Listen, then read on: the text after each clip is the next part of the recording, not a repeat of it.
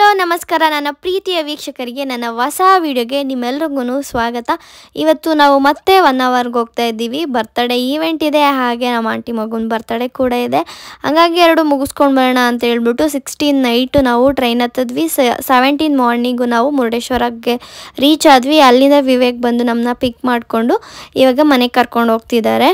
ಕೆಲವರು ಅಂದ್ಕೊಂಡಿರ್ತಾರೆ ಈಗಷ್ಟೇ ಹೋಗಿ ಬಂದಿದ್ದಾರೆ ಮತ್ತೆ ಹೋಗ್ತಿದ್ದಾರೆ, ಇಷ್ಟು ದೂರ ಟ್ರಾವೆಲ್ ಮಾಡೋದು ಬೇಕಿತ್ತಾ ಅಂತ ಅಂದ್ಕೊಂಡಿರ್ತಾರೆ. ಬಟ್ ಒಂದು ಗುಡ್ ನ್ಯೂಸ್ ಇದೆ, ಅದೇನು ಅಂತ ವಿಡಿಯೋ ನೋಡ್ತಾ ಹೋದರೆ ನಿಮಗೆ ಗೊತ್ತಾಗುತ್ತೆ. ಹಾಗಾಗಿ ನಾವು ಇವತ್ತು ಅಲ್ಲಿಗೆ ಹೋಗಿರೋದು. ಅಪ್ಪು ಮತ್ತು ಸಂಪ್ರೀತ್ ಅವ್ರ ಮಗ ಅಪ್ಪು ಇಬ್ಬರೂ ಕೂಡ ಹ್ಯಾಪಿಯಾಗಿದ್ದಾರೆ. ನಿದ್ದೆ ಚೆನ್ನಾಗಿ ಮಾಡಿದ್ರು ನೈಟ್ ಎಲ್ಲ, ಹಂಗಾಗಿ ಖುಷಿಯಾಗಿದ್ದಾರೆ.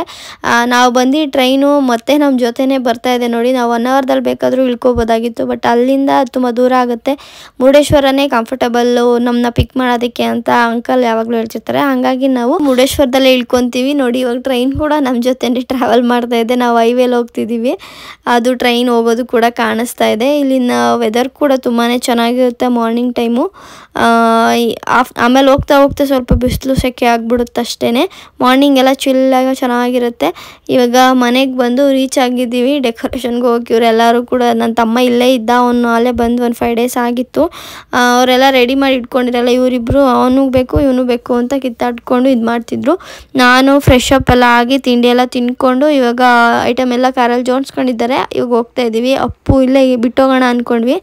ಅವನು ಮತ್ತು ಸಂಪ್ರೀತ್ ಅವ್ರ ಮಗ ಇಬ್ಬರೂ ಕೂಡ ತೀಟೆ ಮಾಡ್ತಿರ್ತಾರೆ, ಹಂಗಾಗಿ ಕರ್ಕೊಂಡೇ ಹೋಗೋದೇ ಬೆಟರ್ ಅಂತ ಅನಿಸ್ತು. ಹಾಗಾಗಿ ಅವನನ್ನು ಕರ್ಕೊಂಡು ಹೋದೆ. ಅವನೇನು ಫ್ರೆಶ್ ಅಪ್ ಆಗಿಲ್ಲ, ಬಂದಮೇಲೆ ಸ್ನಾನ ಎಲ್ಲ ಮಾಡಿಸೋಣ ಅಂತ ಹೇಳ್ಬಿಟ್ಟು ನಾನು, ವಿಶಾಲ, ರೂಪೇಶ್ ಮತ್ತು ನನ್ನ ಮಗ 4 ಜನ ಇವಾಗ ಹೋಗ್ತಾ ಇದ್ದೀವಿ. ಇಲ್ಲಿಂದ 12 ಕಿಲೋಮೀಟರ್ಸ್ ಏನೋ ಆಗುತ್ತೆ. ಇಲ್ಲಿ ಫಸ್ಟು ಈವೆಂಟು ನಮಗೆ ಸಿಕ್ಕಿರೋದು. ಅಲ್ಲಿಗೆ ಹೋಗ್ತಾ ಇದ್ದೀವಿ. ಇವಾಗ ಒಂದು 10 o'clock ಅಷ್ಟರಲ್ಲಿ ನಾವಿಲ್ಲಿ ಬಿಟ್ವಿ. ಅವರಿಗೆ ಒಂದು 12 ಅಷ್ಟರಲ್ಲೆಲ್ಲ ರೆಡಿ ಇರಬೇಕು ಬರ್ತ್ಡೇ ಸೆಲೆಬ್ರೇಷನ್ ಮಾಡೋದಕ್ಕೆ ಅಂತ ಹೇಳಿದ್ರು.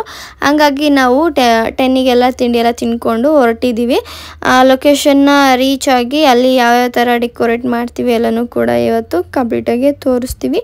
ಲೊಕೇಶನ್ ರೀಚ್ ಆಗಿದ್ದೀವಿ. ಈಗ ಐಟಮ್ಸ್ ಎಲ್ಲ ಇಳಿಸ್ಕೊಂಡು ವರ್ಕ್ನ ಶುರು ಮಾಡೋದೇನೆ. ಅಪ್ಪು ಯಾಕೋ ಹೊಟ್ಟೆ ನೋವು ಮತ್ತು ವಾಮಿಟ್ ಬರೋ ಥರ ಆಡ್ತಾಯಿದ್ದ. ಅವನು ಏನು ಕಿರಿಕಿರಿ ಮಾಡ್ತಾನೋ ಅಂತ ಅಂದ್ಕೊಂಡು ಕರ್ಕೊಂಡು ಹೋದೆ. ನನಗಿವತ್ತು ಎಲ್ಲಿ ವರ್ಕ್ ಮಾಡೋದಕ್ಕಾಗಲ್ಲ, ಅವನು ವಾಮಿಟು, ಅವನು ಲೂಸ್ ಮೋಷನ್ ಅಂತ ಅಂದ್ಕೊಂಡಿರ್ತಾನೆ. ಅದೇ ಮಾಡ್ಕೊಂಡಿರಬೇಕು ಅಂತ ಅಂದ್ಕೊಂಡಿದ್ದೆ, ಬಟ್ ಆ ಥರ ಏನೂ ಆಗಲಿಲ್ಲ. ಚೆನ್ನಾಗಿ ಆಡ್ಕೊಂಡೇ ಇದ್ದ, ಆದರೆ ಹೋಗ್ಬೇಕಾದ್ರೆ ಮಾತ್ರ ಕಾರ್ ಸ್ಮೆಲ್ಲಿಗೆ ವಾಮಿಟ್ ಮಾಡಿಬಿಟ್ಟ. ಇಲ್ಲಿನ ವಾತಾವರಣ ನೋಡ್ಬೋದು ಎಷ್ಟು ಚೆನ್ನಾಗಿದೆ ಅಂತ. ಪಕ್ಕದಲ್ಲಿ ಕೆರೆ ಇದೆ. ಈ ಕಡೆ ಎಲ್ಲ ಜಾಸ್ತಿ ಇದೇ ಥರ ತೋಟದೊಳಗಡೆನೆ ಮನೆ ಇರುತ್ತೆ. ಒಂಟಿ ಮನೆಗಳೇ ಇರುತ್ತೆ. ಜಾಸ್ತಿ ಮನೆಗಳು ಒಟ್ಟೊಟ್ಟಿಗೆ ಎಲ್ಲೂ ಕಾಣಿಸಲ್ಲ ನಿಮಗೆ. ಇದೇ ಥರ ಸಿಂಗಲ್ 1, 2, 3 ಹಿಂಗೆ ನೋಡೋದಕ್ಕೆ ಸಿಗುತ್ತೆ. ಟೌನ್ ಥರ ಎಲ್ಲ ಅಂತಂದರೆ ಅಲ್ಲಿ ಮೇನ್ ರೋಡಲ್ಲೆಲ್ಲ ನೀವು ನೋಡೋಕ್ಕೆ ಸಿಗುತ್ತೆ. ಬಟ್ ಊರುಗಳಲ್ಲಿ ಒಳಗಡೆ ಹಳ್ಳಿಗಳ ಕಡೆ ಎಲ್ಲ ಬಂದರೆ ನಿಮಗೆ ಇದೇ ಥರ ಸಿಂಗಲ್ ಮನೆಗಳೇ ಕಾಣಿಸೋದು. ಆದರೂ ಇಲ್ಲಿನ ನೇಚರ್ ತುಂಬಾ ಚೆನ್ನಾಗಿರುತ್ತೆ.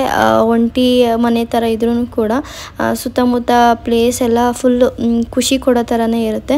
ಇವಾಗ ಈ ಪ್ಲೇಸಲ್ಲಿ ಡೆಕೋರೇಷನ್ನ ಮಾಡಬೇಕು. ಅವರು ಬೆಂಗಳೂರಲ್ಲಿ ಇರೋದಂತೆ, ಇಲ್ಲಿ ಬಂದು ಸೆಲೆಬ್ರೇಷನ್ನ ಮಾಡ್ತಾ ಇರೋದು ಊರಲ್ಲಿ.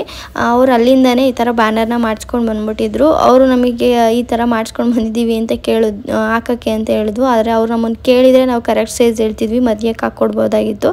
ಬಟ್ ಈ ಥರ ಸೈಜ್ ಮಾಡಿಸ್ಕೊಂಬಂದಿದ್ದು ನಾವು ನೋಡಿದ್ವಿ, ಹೆಂಗಾರು ಮಾಡ್ಬೋದೇನೋ ಟ್ರೈ ಮಾಡೋಣ ಅಂತ. ಬಟ್ ಅದು ಅಕ್ವರ್ಡಾಗಿ ಕಾಣಿಸೋದು, ಹಾಕಿದ್ರೆ ಚೆನ್ನಾಗಿ ಕಾಣಿಸಲ್ಲ ಅಂತ ಹೇಳ್ಬಿಟ್ಟು ಬೇಡ ಮಾಮೂಲಿ ರಿಂಗ್ ಡೆಕೋರೇಷನ್ನ ಮಾಡಿಬಿಟ್ಟು ಆಮೇಲೆ ಅದನ್ನು ಆಚೆ ಎಂಟ್ರೆನ್ಸಲ್ಲಿ ವೆಲ್ಕಮ್ ಥರ ಕಟ್ಟಿದ್ವಿ. ಮರಗಳೆಲ್ಲ ಇದ್ದಲ್ವ, ಮರಕ್ಕೆ ಸೇರಿಸಿ ಅದನ್ನು ಕಟ್ಟಿದ್ವಿ. ಅದನ್ನು ಕ್ಯಾಪ್ಚರ್ ಮಾಡ್ಕೋಬೇಕಾಗಿತ್ತು, ಅದನ್ನು ಮಾಡ್ಕೊಂಡಿಲ್ಲ. ಇವಾಗ ನಾವು ಅವ್ರು ಕೇಳಿದ್ದು ಬ್ಲೂ ಆ್ಯಂಡ್ ವೈಟ್ ಕಾಂಬಿನೇಷನ್ದು, ಅದು ಆಲ್ರೆಡಿ ನಾವು ಮಾಡಿದ್ವಿ. ಆಮೇಲೆ ಅವರು ಏನು ಕೇಳಿಲ್ಲ, ಪರ್ಪಲ್ ಮತ್ತು ವೈಟ್ ಕಾಂಬಿನೇಷನಲ್ಲಿ ಈ ಥರ ಕ್ರಿಯೇಟ್ ಮಾಡೋಣ ಅಂತ ಹೇಳ್ಬಿಟ್ಟು ಮಾಡಿದ್ವಿ. ಇದು ಕೂಡ ತುಂಬಾ ಚೆನ್ನಾಗಿ ಬಂತು. ನಿಮಗೆ ಹೇಗೆ ಕಾಣಿಸ್ತಾ ಇದೆ, ಹೇಗಿದೆ ಈವೆಂಟು ಅಂತ ನಿಮ್ಮ ಅಭಿಪ್ರಾಯನ ನೀವು ತಿಳಿಸ್ಬೋದು. ಹಾಗೆ ನಿಮ್ಮ ಮನೇಲಿ ಏನಾದರೂ ಸ್ಪೆಷಲ್ ಸೆಲೆಬ್ರೇಷನ್ ಏನಾದರೂ ಮಾಡ್ತೀರಾ, ಬಲೂನ್ ಈವೆಂಟ್ ಏನಾದರೂ ಬೇಕು ಡೆಕೋರೇಷನ್ ಅಂತ ಅಂದರೆ ನೀವು ನಮ್ಮ ಈವೆಂಟ್ನ ಕಾಂಟ್ಯಾಕ್ಟ್ ಮಾಡ್ಬೋದು. ನಮ್ಮ ಇನ್ಸ್ಟಾಗ್ರಾಮ್ ID ರೂಪಾ ಈವೆಂಟ್ಸ್ ಅಂತ ಇದೆ. ಆ್ಯಂಡ್ ನೀವು ಇಲ್ಲಿ ಯೂಟ್ಯೂಬಲ್ಲಾದ್ರೂ ಕಾಂಟ್ಯಾಕ್ಟ್ ಮಾಡ್ಬೋದು, ಅಥವಾ ನಾನು ನಂಬರ್ ಕೊಟ್ಟಿರೋ ಅಂಥ ನಂಬರ್ಗೆ ಆದ್ರೂ ನೀವು ಕಾಲ್ ಆರ್ ವಾಟ್ಸಪ್ ಮಾಡಿ ನೀವು ನಿಮ್ಮ ಸ್ಪೆಷಲ್ ಡೇಗೆ ಬುಕ್ ಮಾಡ್ಕೊಳ್ಬೋದು. ಇವತ್ತು ನಾವು 1 ಅವರ್ಗೆ ಜಾಗದಲ್ಲಿ ಬಂದು ಡೆಕೋರೇಷನ್ನ ಮಾಡಿದ್ದೀವಿ. ನಮ್ಮ ಸರ್ವಿಸ್ ಇವಾಗ 1 hour ಸೈಡು ಕೂಡ ಅವೈಲಬಲ್ ಇದೆ. ನಿಮಗೆ 1 hour ಸೈಡಲ್ಲಿ ಯಾರಿಗಾದ್ರೂ 1 hour ಕುಂದಾಪುರ, ಕಾರವಾರ ಇದರಲ್ಲಿ ಎಲ್ಲಾದರೂ ನಿಮಗೆ ಡೆಕೋರೇಷನ್ ಬೇಕು ಅಂದರೆ ನಾನು ಡಿಸ್ಪ್ಲೇ ಮಾಡ್ತಿರೋ ನಂಬರ್ಗೆ ನೀವು ಕಾಂಟ್ಯಾಕ್ಟ್ ಮಾಡಿ ನೀವು ನಿಮ್ಮ ಸ್ಪೆಷಲ್ ಡೇಗೆ ಡೆಕೋರೇಟ್ ಮಾಡೋದಕ್ಕೆ ನಮ್ಮನ್ನ ಬುಕ್ ಮಾಡ್ಕೊಳ್ಬೋದು. ನಾವು ಬಂದು ಅಂದರೆ ಡೆಕೋರೇಟ್ ಮಾಡ್ಕೊಳ್ತೀವಿ. ನಮ್ಮದೇ ಒಂದು ಬ್ರಾಂಚ್ ಓಪನ್ ಆಗಿದೆ, ಅಂದರೆ ನಮ್ಮದು ರೂಪ ಇವೆಂಟ್ಸ್ ಅಂತ ಹೇಳ್ಬಿಟ್ಟು. ಇಲ್ಲಿ ನಮ್ಮ ಬ್ರದರ್ಸೇನೆ ಇನ್ನೊಂದು ಬ್ರಾಂಚ್ ಓಪನ್ ಮಾಡಿದ್ದಾರೆ. ಇಬ್ಬರು ಕೊಲಾಬಲ್ಲೇ ಮಾಡ್ತಾ ಇದ್ದೀವಿ. ಹಾಗಾಗಿ ಅದು ನಾಗರತ್ನ ಇವೆಂಟ್ಸ್ ಅಂತ, ಅದನ್ನು ಕೂಡ ನಾನು ಡಿಸ್ಕ್ರಿಪ್ಷನಲ್ಲಿ ಲಿಂಕ್ನ ಕೊಟ್ಟಿರ್ತೀನಿ. ಆ ಪೇಜ್ನು ಕೂಡ ಫಾಲೋ ಮಾಡಿ. ಅಲ್ಲೂ ಕೂಡ ನಿಮಗೆ ಮೋರ್ ಪಿಕ್ಚರ್ಸ್ ಬರುತ್ತೆ, ನಿಮಗೆ ಡಿಸೈನ್ಸ್ಗಳೆಲ್ಲ ಸಿಗುತ್ತೆ. ಹಾಗಾಗಿ 2 ಪೇಜ್ನು ಫಾಲೋ ಮಾಡಿ, ಸಪೋರ್ಟ್ ಮಾಡಿ. ಹಾಗೆಯೇ ನಿಮ್ಗೆ ಯಾವುದಾದ್ರೂ ಈವೆಂಟ್ ಬೇಕಂತಂದರೆ ಪ್ಲೀಸ್ ಕಾಂಟ್ಯಾಕ್ಟ್ ಮಾಡಿ. ಈ ಈವೆಂಟು ಹೇಗಿದೆ, ಚೆನ್ನಾಗಿದೆ ಏನು ಅಂತ ನಿಮ್ಮ ಅಭಿಪ್ರಾಯನ ನೀವು ಕಮೆಂಟಲ್ಲಿ ತಿಳಿಸಿ. ಇದು ಒಂದು ಗುಡ್ ನ್ಯೂಸ್.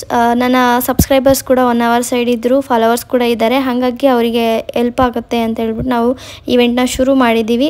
ನಿಮ್ಗೇನಾದರೂ ಬೇಕು ಅಂದರೆ ಬುಕ್ ಮಾಡ್ಕೊಳ್ಳಿ. ಅಪ್ಪು ಇಷ್ಟು ಎಂಜಾಯ್ ಮಾಡ್ತಾನೆ ಅಂತ ಅಂದ್ಕೊಂಡೇ ಇರಲಿಲ್ಲ.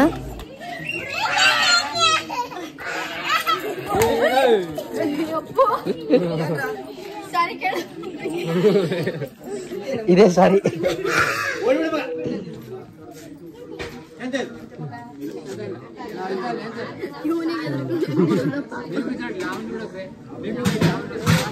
ಡೆಕೋರೇಷನ್ ಎಲ್ಲ ಮಾಡಿ ನಾವು ವಾಪಸ್ ಬಂದುಬಿಟ್ವಿ. ಅವ್ರು ಇನ್ನೂ 5 ಗಂಟೆ ತನಕ ರಿಲೇಟಿವ್ಸ್ ಎಲ್ಲ ಬರ್ತಾರೆ, ಅಲ್ಲಿ ತನಕ ಇರಲಿ ಅಂತ ಹೇಳಿದ್ರು ಅಂತ ಹೇಳ್ಬಿಟ್ಟು. ಆಮೇಲೆ ನನ್ನ ತಮ್ಮ ಮತ್ತು ವಿಶಾಲ್ ಹೋಗಿ ಬಿಚ್ಕೊಂಡೆಲ್ಲ ಬಂದರು, ಐಟಮ್ಸ್ನೆಲ್ಲ ತೊಗೊಂಡು. ಸಂಜೆಗೆ ವಿವೇಕ್ ಬರ್ತಡೇ ಇತ್ತು, ಮನೇಲೇ ಸಿಂಪಲ್ಲಾಗೆ ಪಾರ್ಟಿ ಮಾಡೋಣ ಅಂತ ಹೇಳ್ಬಿಟ್ಟು. ಅಂಕಲ್ಲೂ ಪ್ರಚಾರ ಥರನೂ ಆಗುತ್ತೆ, ಫಸ್ಟ್ ಟೈಮ್ ಇಲ್ಲಿ ಮಾಡಿರೋದು ಎಲ್ಲರಿಗೂ ಗೊತ್ತಾಗುತ್ತೆ ಅಂತ ಹೇಳ್ಬಿಟ್ಟು ಇಲ್ಲೂ ಮಾಡಿಸ್ತಾಯಿದ್ರು. ಇಲ್ಲಿ ಮಾಡ್ತಾಯಿದ್ದೀವಿ ಮನೇಲಿ. ಸೆಕೆಂಡ್ ಗುಡ್ ನ್ಯೂಸ್ ಏನಪ್ಪ ಅಂತ ಅಂದರೆ, ನನ್ನ ಯೂಟ್ಯೂಬ್ ಫ್ಯಾಮಿಲಿ ಇವಾಗ 20K ರೀಚ್ ಆಗಿದೆ. I am so happy. ಇದೆಲ್ಲ ನಿಮ್ಮಿಂದ. ನಿಮಗೆ ನಾನು ಈ ಖುಷಿ ವಿಷಯನ ನಿಮ್ಮ ಹತ್ರ ಮೊದಲು ಶೇರ್ ಮಾಡ್ಕೊಳ್ಬೇಕು, ಹಂಗಾಗಿ ನಾನು ಹೇಳ್ತಾ ಇದ್ದೀನಿ. Thank you so much. ನಿಮ್ಮ ಈ ಪ್ರೀತಿ, ಸಹಕಾರ ಮತ್ತು ನಿಮ್ಮ ಈ ಬೆಂಬಲಕ್ಕೆ ನಾನು ಎಂದಿಗೂ ಚಿರಋಣಿ. ಇದೇ ಥರ ನಿಮ್ಮ ಪ್ರೀತಿ, ಸಪೋರ್ಟ್ ಹಿಂಗೆ ಇರಲಿ ಅಂತ ಕೇಳ್ಕೊತೀನಿ. ನನ್ನ ಖುಷಿಗೆ, ನಿಮ್ಮ ಪ್ರೀತಿಗೆ ನಾನು ಒಂದು ಸೆಲೆಬ್ರೇಷನ್ನ, ಪುಟಾಣಿ ಸೆಲೆಬ್ರೇಷನ್ನ ಮಾಡ್ತೀನಿ. ಮಾಮ ಬಾರ್ಲೆ. ಮೂರನೇ ಖುಷಿ ವಿಚಾರ ಏನಪ್ಪ ಅಂತಂದರೆ, ಎಲ್ಲ ತಾಯಂದಿರಿಗೂ ಇದೊಂದು ಆಸೆ ಇದ್ದೇ ಇರುತ್ತೆ, ಆಚೆ ಎಲ್ಲಾದರೂ ಓಡಾಡಬೇಕು. ಮಗು ಹೊಟ್ಟೆಲಿ ಇರಬೇಕಾದ್ರಿಂದ ನಮ್ಮನ್ನೆಲ್ಲೂ ತಿರ್ಗಾಡೋದಕ್ಕೆ ಬಿಟ್ಟಿರಲ್ಲ. ಮಗು ಆದಮೇಲೂ ಕೂಡ ಎಲ್ಲೂ ಹೋಗೋಕ್ಕಾಗಿರಲ್ಲ. ಈಗ 1 ವರ್ಷ 2 ವರ್ಷ ಆಗಿದೆ ಅಂತಂದರೆ ಖಂಡಿತವಾಗ್ಲೂ ನೀವು ಮಕ್ಕಳನ್ನ ಕರ್ಕೊಂಡು ಎಲ್ಲಾದರೂ ಹೊರಗಡೆ ಫ್ಯಾಮಿಲಿ ಮನೆಗೋ ಅಥವಾ ರಿಲೇಟಿವ್ಸ್ ಮನೆಗೋ ಎಲ್ಲಾದ್ರೂ ಕೂಡ ನೀವು ಓಡಾಡಿ. ಬಿಕಾಸ್ ಅವ್ರನ್ನ ಸ್ಕೂಲ್ಗೆ ಹಾಕೋ ಟೈಮ್ ಬಂತು ಅಂತ ಅಂದರೆ ನಿಜವಾಗ್ಲೂ ಅವರು ಸ್ಕೂಲ್ಗೆ ಹಾಕಿದ್ಮೇಲೆ ನಾವೆಲ್ಲೂ ಹೋಗೋದಕ್ಕೂ ಆಗಲ್ಲ, ಏನು ಮಾಡೋದಕ್ಕೂ ಆಗಲ್ಲ. ಬಟ್ ಇವಾಗ ಅವ್ರ ಜೊತೆ ನಾವು ಕೂಡ ಟೈಮ್ ಸ್ಪೆಂಡ್ ಮಾಡಿಕೊಂಡು ಪ್ಲೇಸ್ಗಳನ್ನೂ ನೋಡ್ಬೋದು. ಹಾಗಾಗಿ ನಾನು ಹೇಳ್ತಾ ಇರೋದು, ನೀವು ಎಲ್ಲಿಗಾದರೂ ಹೋಗಬೇಕು ಅನಿಸಿದ್ರೆ ತಡ ಮಾಡೋಕ್ಕೆ ಹೋಗಬೇಡಿ. ಹೋಗಿ ನಿಮ್ಮ ಲೈಫ್ನ ಎಂಜಾಯ್ ಮಾಡಿ. ಲೈಫ್ ಇರೋದೇ ಚಿಕ್ಕದು. ಅದನ್ನು ನಾವು ನಾಳೆ ಮಾಡೋಣ, ನಾಡ್ದು ಮಾಡೋಣ ಅಂತ ಅಂದ್ಕೊಂಡು ಕೂತ್ಕೊಂಡ್ರೆ ನಾವೇನೂ ಮಾಡೋದಕ್ಕಾಗಲ್ಲ. ಹಾಗಾಗಿ ಹೇಳ್ತಾ ಇದ್ದೀನಿ. ಅದಕ್ಕೋಸ್ಕರ ನಾನು ಇನ್ನು ಸ್ಕೂಲ್ಗೆಲ್ಲ ಹಾಕಿದ್ಮೇಲೆ ಆಂಟಿ ಕೂಡ ಹಂಗೆ ಹೇಳ್ತಿದ್ರು, ಸ್ಕೂಲ್ಗೆಲ್ಲ ಹಾಕಿದ್ಮೇಲೆ ನೀನು ಬರೋಕ್ಕಾಗುತ್ತಾ, ಹಾಗಾಗಿ ಇವಾಗ ಬಾ ಅಂತ ಹೇಳ್ಬಿಟ್ಟು ಕರೆದಿದ್ರು. ಹಂಗಾಗಿ ನಾನು ಹೋಗ್ತಾ ಇರೋದು.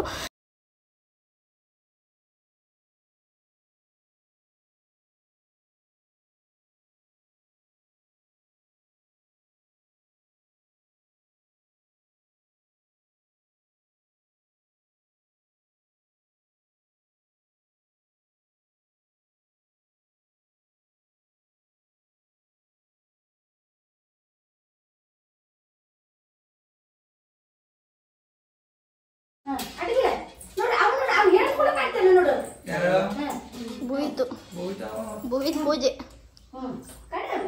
ಅವನು ಪೂಜೆ ಮಾಡ್ತಾನಲ್ಲ, ಅವನಿಗೆ ಗೊತ್ತು. ಅಪ್ಪು ನಾನು ಅಂತ ಮಾಡಕ್ ಹೋಯ್ತಿಯಲ್ಲ ಕೆಲಸ. ಹಂಗಾರೆ ನೆಕ್ಸ್ಟ್ ಈವೆಂಟ್ಗೆ ಅಪ್ಪನೇ ಕರ್ಕೊಳ್ಳೋಣ ರೂಪಾಯಿ.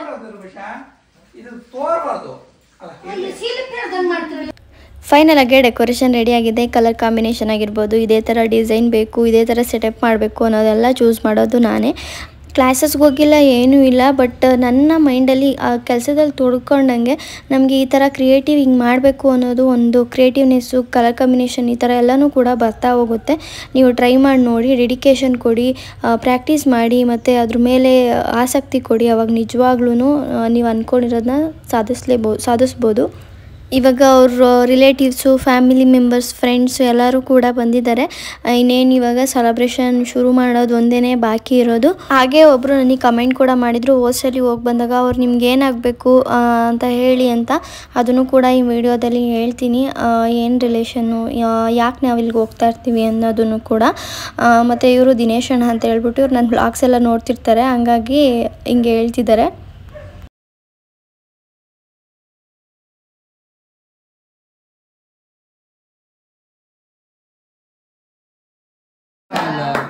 Happy birthday to you.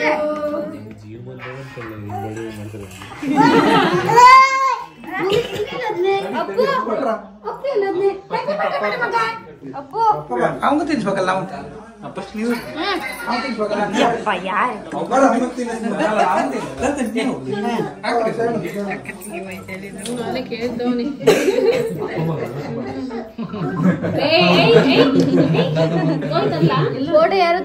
Lalit aunty ಇದ್ದಾರಲ್ಲ, ಇವರು ನಮ್ಮ ಅಪ್ಪನ ಫ್ರೆಂಡ್ ಅವರ ತಂಗಿ ಆಗಬೇಕು. ನಮ್ಮೂರಲ್ಲಿ ಎಂಜಿನ್ ಫ್ಯಾಕ್ಟ್ರಿ ಅಂತ ನ್ಯಾಷನಲ್ ಟೈಲ್ ಫ್ಯಾಕ್ಟ್ರಿ ಇತ್ತು. ಆವಾಗ ಇವರೆಲ್ಲರೂ, ಇವ್ರ ಅಣ್ಣಂದರು, ಇವರ ಚಿಕ್ಕಮ್ಮ ಅವರೆಲ್ಲರೂ ಕೂಡ ನಮ್ಮೂರಿಗೆ ಬಂದಿದ್ದರು ಕೆಲಸಕ್ಕೆ ಅಂತ ಹೇಳ್ಬಿಟ್ಟು. ಅವಾಗೆಲ್ಲ ಕೆಲಸಗಳು ಹೆಂಗಿರೋದು ಹೆಂಗೆ ಅಂತ ಗೊತ್ತಿರುತ್ತಲ್ವ. ಆ ಟೈಮಲ್ಲಿ ಬಂದಾಗ ನಮ್ಮ ಅಪ್ಪನೂ ಕೂಡ ಅವ್ರ ಊರಿಗೆ ಹೋಗಿ ಬರೋದು, ಪರಿಚಯ ಅಂದರೆ ರಿಲೇಟಿವ್ ಥರನೇ ಕ್ಲೋಸ್ ಆಗೋಗ್ಬಿಟ್ಟಿದ್ವು. ಹಂಗಾಗಿ ಇವರು ನನಗೆ ನಮ್ಮ ಅಪ್ಪನ ತಂಗಿ ಥರ. ಇವರು ಸ್ವಲ್ಪ ಜಾಸ್ತಿ ಕ್ಲೋಸ್ ಆದರು. ಹಂಗಾಗಿ ನಾನು 10th ಇರಬೇಕಾದ್ರಿಂದ ಇವ್ರ ಮನೆಗೆ ನಾವು ಹೋಗೋದು ಬರೋದು ಅಂದರೆ ಯಾವಾಗಲೂ ಏನು ಹೋಗ್ತಾ ಇರಲಿಲ್ಲ. ಏನಾದ್ರು ಫಂಕ್ಷನ್ ಇದ್ದಾಗ ಮಾತ್ರ, ನಾವೇನಾದರೂ ಫ್ರೀ ಇದ್ದಾಗ ಮಾತ್ರ, ರಜೆ ಬಂದಾಗ ಆವಾಗ ವರ್ಷಕ್ಕೆ ಒಂದು ಸರಿ, ಇಲ್ಲಾಂದ್ರೂ ವರ್ಷಕ್ಕೆ ಒಂದು ಸತಿ, ಈಗಲೂ ಆವಾಗ್ಲೂ ಅಷ್ಟೇ ಹೋಗಿ ಬರೋದು ಮಾಡ್ತಿದ್ದೀವಿ. ಈ ಥರ ರಿಲೇಷನ್ನು ಕೇಳ್ತಿದ್ರಲ್ಲ ಕಮೆಂಟ್ಸಲ್ಲಿ, ಹಾಗಾಗಿ ಆನ್ಸರ್ ಮಾಡಬೇಕಾಗಿತ್ತು. ಹಂಗಾಗಿ ನಾನು ಹೇಳ್ತಾ ಇರೋದು.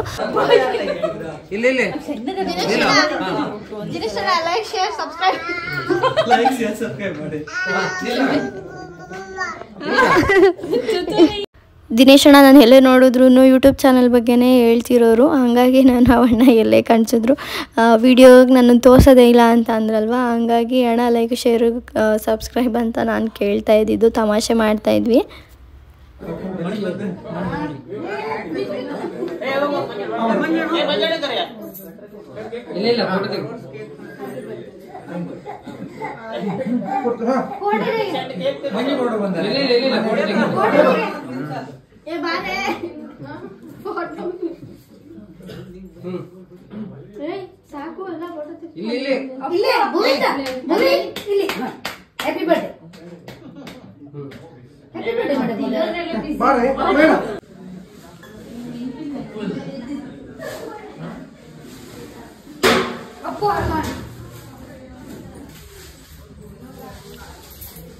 ಹಾಯ್, ಚೆನ್ನಾಗೈತೆ ಊಟ?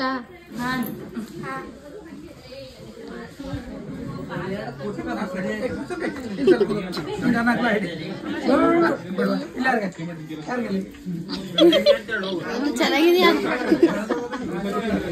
ಊಟ ಚೆನ್ನಾಗಿದ್ಯಾ? ಊಟ ಚೆನ್ನಾಗಿದ್ಯಾ? ನಾನೇ ಮಾಡಿದ. ನಾಚ್ಕೋಬೇಡಿ, ಹಾಕ್ಸ್ಕೊಂತೀನಿ ಆಯ್ತಾ?